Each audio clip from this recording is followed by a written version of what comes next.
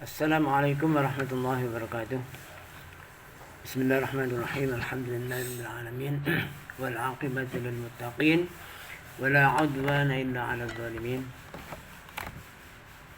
Allahumma shalli wa sallim wa barik ala sayyidil mursalin sayyidina maulana Muhammadin wa ala alihi wa ashabihi ajmain, amma ba'du. Anak-anak sekalian yang berbahagia, pada kesempatan yang baik ini akan saya sampaikan video singkat tentang pelajaran SKI tantangan dakwah Nabi Muhammad SAW di Madinah dan meneladani perjuangan dakwah Nabi Muhammad SAW di Madinah. Dalam setiap perjuangan pasti tidak lepas dari tantangan dan rintangan, itu sudah lumrah.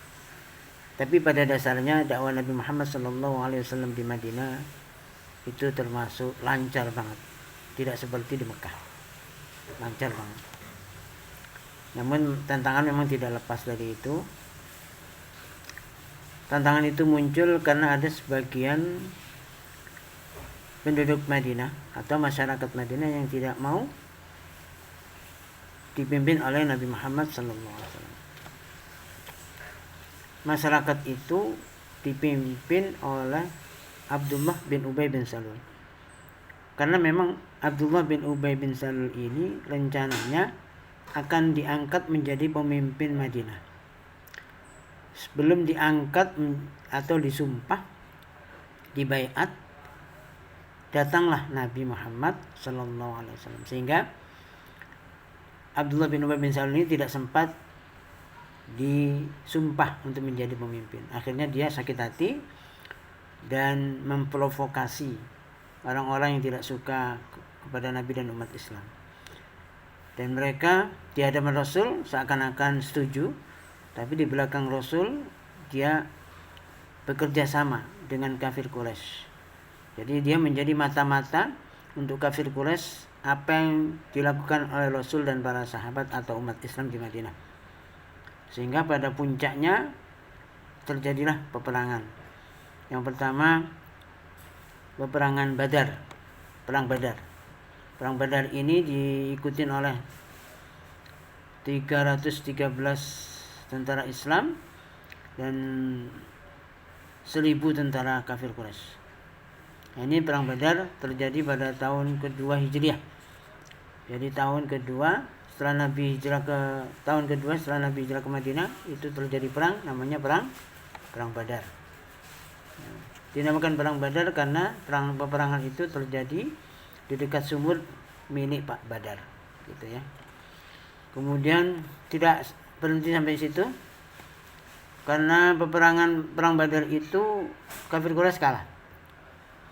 Akhirnya setahun berikutnya mereka ingin balas dendam, terjadi peperangan lagi. Jadi intinya semua peperangan itu Nabi tidak pernah memulai menyerang, selalu diserang. Perang Badar, perang Uhud, perang Khandaq nanti ya. Perang Uhud begitu juga, Nabi diserang. Perang Uhud itu umat Islam kalah. Perang Uhud dinamakan perang Uhud karena terjadi di Bukit Uhud pada tahun ketiga Hijriah. Jadi setelah 1 tahun setelah perang Badar terjadi perang Uhud. Pada perang Uhud ini umat Islam kalah karena sebab pemanah yang dinasihati Nabi supaya tidak turun apapun yang kejadian apapun tidak boleh turun, ternyata turun. Ya, memang sudah ditakdirkan kalah. Dan 70 mujahid dari umat Islam meninggal dunia, termasuk paman Nabi yang dicintainya, yaitu Sayyidina Hamzah.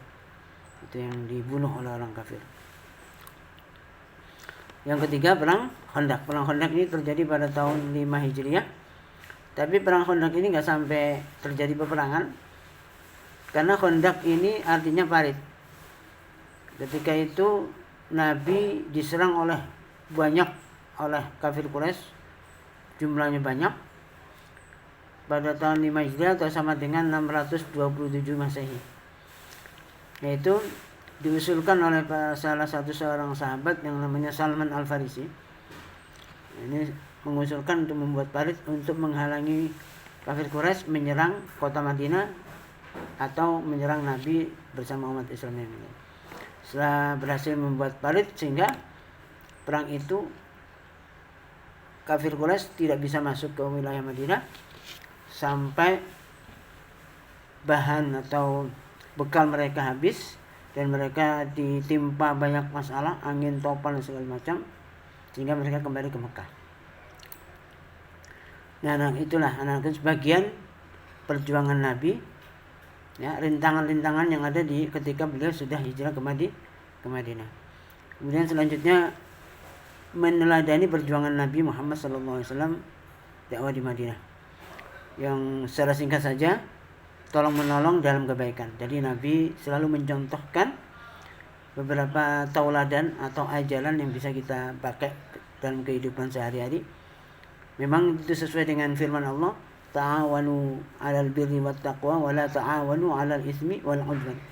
Ya, tolong menolonglah dalam kebaikan dan jangan tolong menolong dalam kedosaan atau dalam permusuhan. Jadi kalau kamu dimintai teman untuk menolong teman kamu tapi permusuhan, jangan. Tapi kalau dalam kebaikan silahkan, ya. Kemudian toleransi Nabi ini sangat tinggi sekali, di mana ketika Nabi di Madinah itu Nabi tidak hidup khusus orang Islam saja, tapi bertetangga dengan orang-orang Yahudi, orang-orang kafir, orang-orang Yahudi atau non Muslim. Nah, disitulah terjadi perjanjian Piagam Madinah.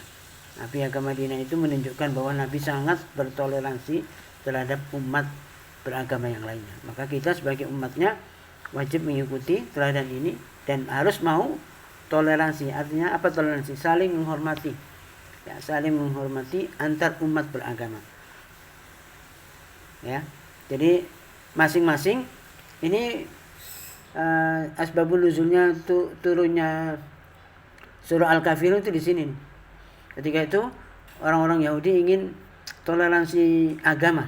Jadi umat Islam kalau sholat Jumat orang Yahudi ikut, orang Yahudi sholat umat Islam justru ikut.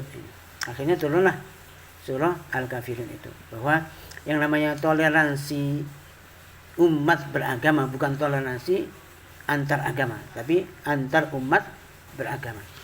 Masing-masing melakukan agamanya masing-masing dan tidak saling mengganggu. Itu namanya toleransi antar umat beragama. Dan yang ketiga, bijaksana. Nabi dalam memimpin itu sangat bijaksana sekali.